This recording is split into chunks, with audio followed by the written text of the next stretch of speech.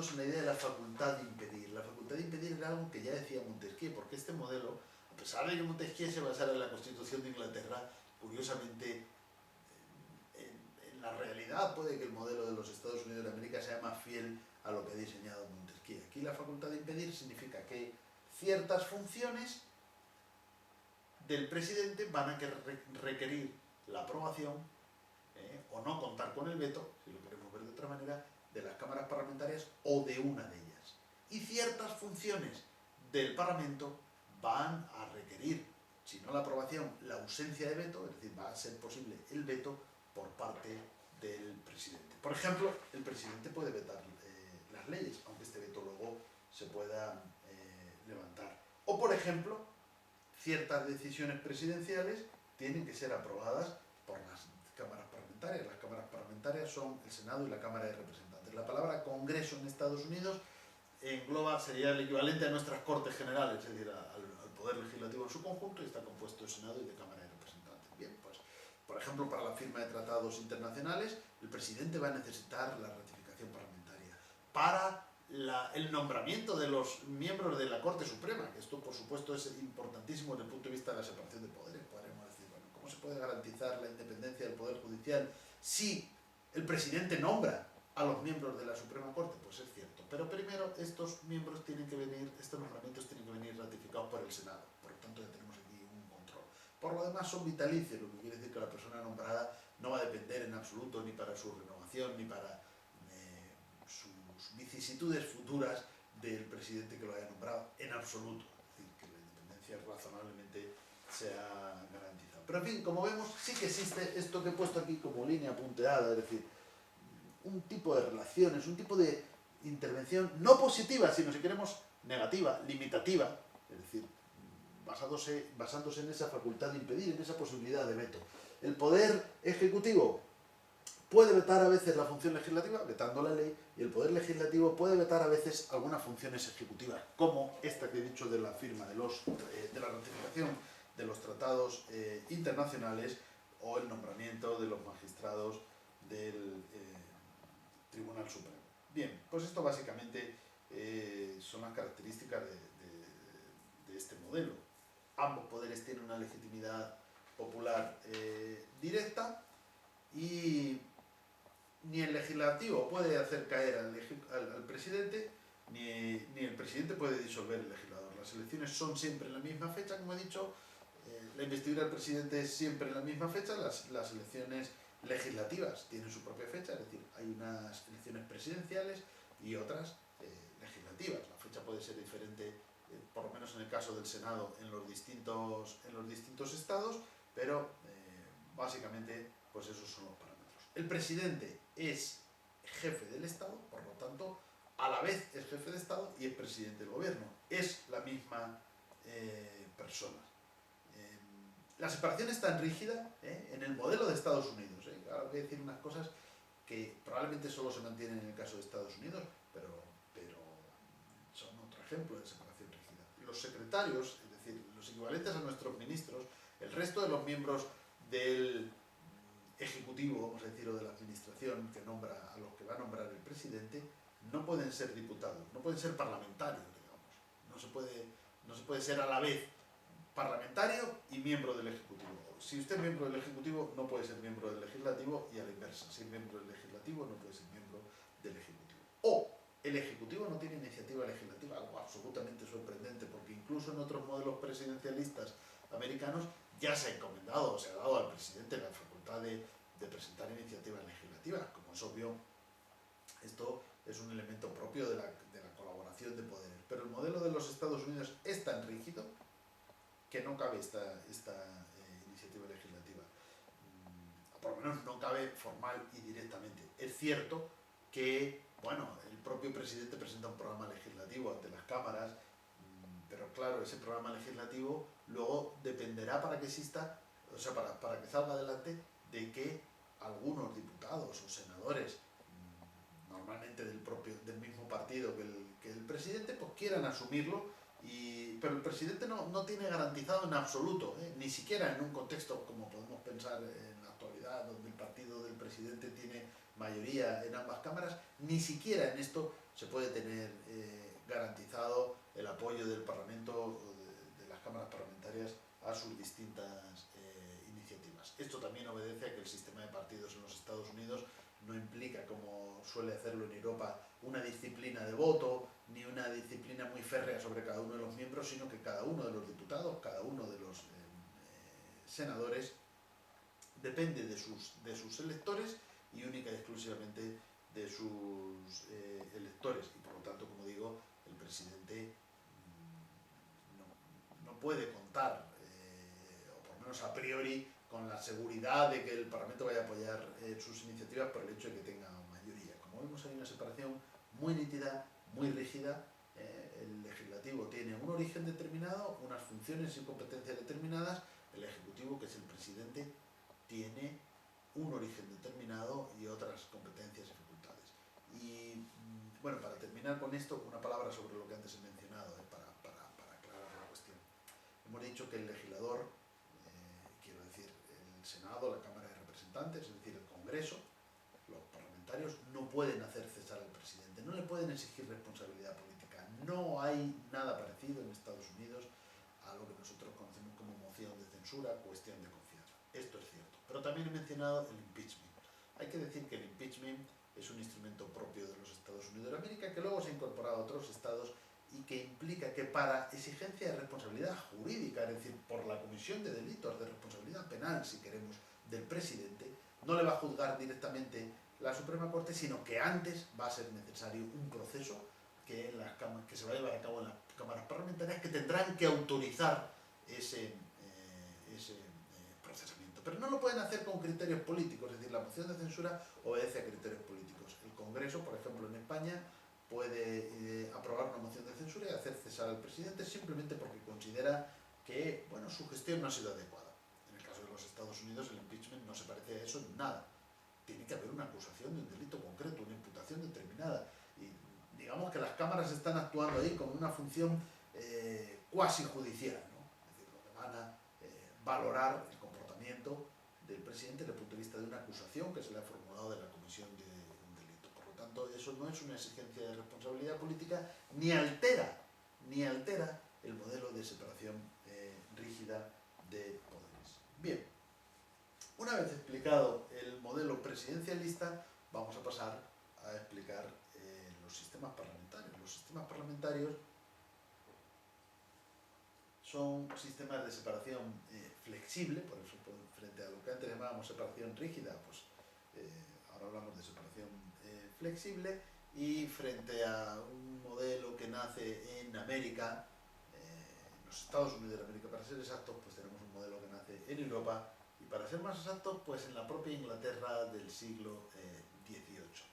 Aquí, a diferencia de lo que sucede en Estados Unidos, no hay un proceso constituyente. No se dice, vamos a aprobar una constitución y empezar un Estado de cero. No, el Estado existía, aunque la palabra Estado no es adecuada para definir a Inglaterra, pero bien, el sistema político existía desde hacía siglos, el Parlamento existía, como ya hemos analizado, desde la Edad Media, exactamente igual la propia monarquía, y el sistema monárquico pues se basa en un poder hereditario que ha ido asumiendo siempre el rey. En pugna con el Parlamento. Desde que va naciendo el Parlamento lo que quiere es quitarle poder al rey, que el poder del rey no sea un poder absoluto. Ya hemos analizado cómo en la Europa continental, en la Edad Media nacen los parlamentos, pero en la Edad Moderna el rey parece vencer esa pugna y asumir un poder absoluto. Por eso hablamos de las monarquías absolutas y sobre todo moderna en varios estados europeos y sobre todo en el siglo XVIII. Pero en Inglaterra la cosa no es así. Siempre se ha mantenido en el propio siglo XVII, en el propio siglo XVIII, esa pugna y sobre todo ese reparto, ese difícil equilibrio en el reparto de poder entre el monarca y el parlamento. Y ahí es donde se va fraguando, donde va naciendo el sistema parlamentario. ¿Por qué? Porque hay que contar con ese elemento monárquico. Entonces, como el Parlamento no puede elegir al presidente, ni el presidente es elegido por el pueblo, ni responde ante el pueblo, pues entonces el Parlamento, el Poder Legislativo lo que va haciendo es, de alguna manera, penetrar en el Poder Ejecutivo,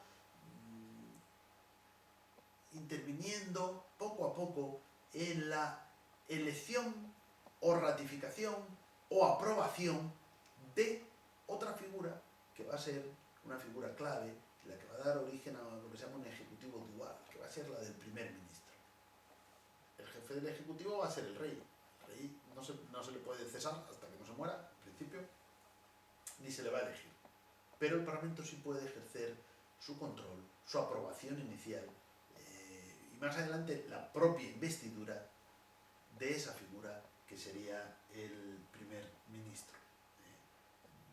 Claro que y entonces, a partir de ahí, es donde el sistema parlamentario se va a organizar como un sistema de predominio del legislativo sobre el propio poder ejecutivo, que va a estar en una situación, por así decir, de más dependencia, no por la figura del rey, pero sí por la figura del primer ministro y por derivación de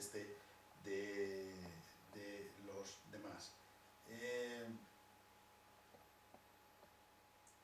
Claro, podríamos decir, bueno, ojo, que hoy en día en Europa la mayor parte de los estados no son monarquías, por lo tanto esto no explicaría esa situación muy bien, pero incluso las repúblicas que fueron surgiendo ya a lo largo de toda la edad contemporánea en Europa Occidental heredan o trasladan ese mismo modelo, es decir, aunque sea una república, va a ser una república con ese ejecutivo dual, y por lo tanto ahí, a diferencia de Estados Unidos, ya se va a separar la figura del presidente de la república, que será el jefe del Estado, y un primer ministro, de tal manera que el modelo se va a trasladar, y el presidente de la república tendrá una posición determinada y el primer ministro será el que vaya asumiendo ese poder ejecutivo.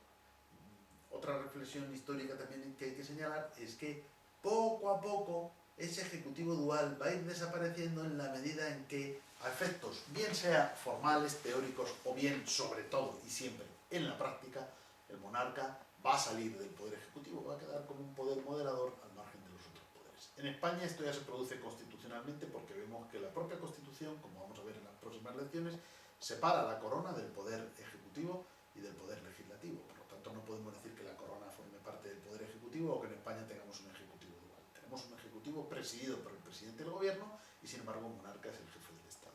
En las monarquías nórdicas a veces esta separación no se ha oficializado en términos constitucionales, todavía se mantiene esa casi ya ficción del ejecutivo dual, pero también es cierto que los monarcas también han perdido todo poder de adoptar decisiones políticas, ¿no? Porque carecen de la legitimidad para ello, decisiones políticas en el sentido de creación de normas o de reglas generales, vinculantes para los demás, para los ciudadanos. Eso no se produce en absoluto, pueden tener una clara influencia política dentro de su poder moderador, en sus relaciones con otros poderes, como veremos. Pero lo que quiero decir es que el modelo parlamentario nace con ese ejecutivo dual, donde tenemos al monarca por un lado y al primer ministro por otro, pero poco a poco el monarca va a ir saliendo del poder ejecutivo. En algunos casos ya la Constitución así lo declara, y en otros casos se mantiene formalmente como una cabeza del ejecutivo, pero no va a adoptar tampoco competencias propias de la función ejecutiva ni de la función del gobierno. Ya va a quedar un poco al margen de los otros poderes del Estado. Quizás en Inglaterra esto se nota menos, es decir, menos acusado, porque formalmente pues, se va a mantener esa relación más inmediata, más directa con el poder ejecutivo, con el gobierno, a través del primer ministro. Pero, repito que en la práctica el modelo parlamentario, que es fruto de una larga evolución, pues también desde su diseño en el siglo XVIII en Inglaterra hasta la actualidad, pues va evolucionando, pero sí va a mantener las características esenciales de este modelo, que es por lo que nos interesa. Pero como digo, es un modelo que nace en Inglaterra en el siglo XVIII, pero hoy es aplicable también a los modelos europeos que tienen una república, vamos a decir con la excepción muy señalada de Francia. Vamos a centrar en Europa Occidental, porque si no luego ya el análisis sería más complejo, pero si hablamos de los estados más próximos a España, de los países de Europa Occidental, también las repúblicas son parlamentarias, excepto Francia, que como vamos a ver después, tiene un sistema mixto. Bien, pues vamos a apuntar detalladamente cuáles son esas características propias del modelo parlamentario. Primero, aquí el único poder que tiene legitimidad democrática directa es el poder legislativo. El pueblo elige al legislativo, bien sea una cámara, bien sea dos cámaras. Pero el pueblo no elige al presidente, no elige al poder ejecutivo. Por lo tanto, el único poder con legitimidad democrática directa es el legislador.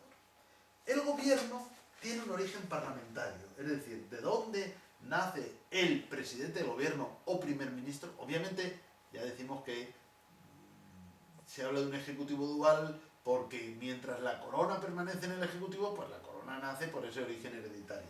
Pero nos centramos ahora en los modelos actuales, en los cuales, como digo, la corona ya queda al margen, ¿eh? Nos olvidamos ahora de la corona. Tenemos legislador, tenemos poder ejecutivo. ¿Quién elige al poder ejecutivo? El propio legislador. Hay una investidura parlamentaria del presidente. En los orígenes históricos, a veces el presidente necesita contar con la confianza del monarca, del jefe del Estado, que va a ser quien le proponga, pero luego con el apoyo parlamentario. Pero en todo caso, en la práctica, lo verdaderamente decisivo en el modelo parlamentario es que el presidente necesita contar con esa investidura, con ese apoyo parlamentario. Bien sea de ambas cámaras o bien sea de una sola, como en el caso español, que solamente va a ser del Congreso. La investidura parlamentaria del presidente es una característica definitoria, esencial, medular del modelo parlamentario. En contrapartida, el poder legislativo, es decir, la Cámara o las cámaras que han nombrado al presidente, pueden evidentemente exigirle responsabilidad política. Eso se hace a través de dos mecanismos: moción de censura, cuestión de confianza, como analizaremos en su momento. El legislador, la Cámara que ha nombrado al presidente, le ha otorgado su confianza para ser presidente, y con él al gobierno que vaya a formar, y luego puede retirarle esa confianza, y si le retira la confianza, cesa el gobierno. Por lo tanto, la moción de censura y la cuestión de confianza sí son vías para la exigencia de responsabilidad política al poder ejecutivo. Y cuando se materializan y son aprobadas por la Cámara,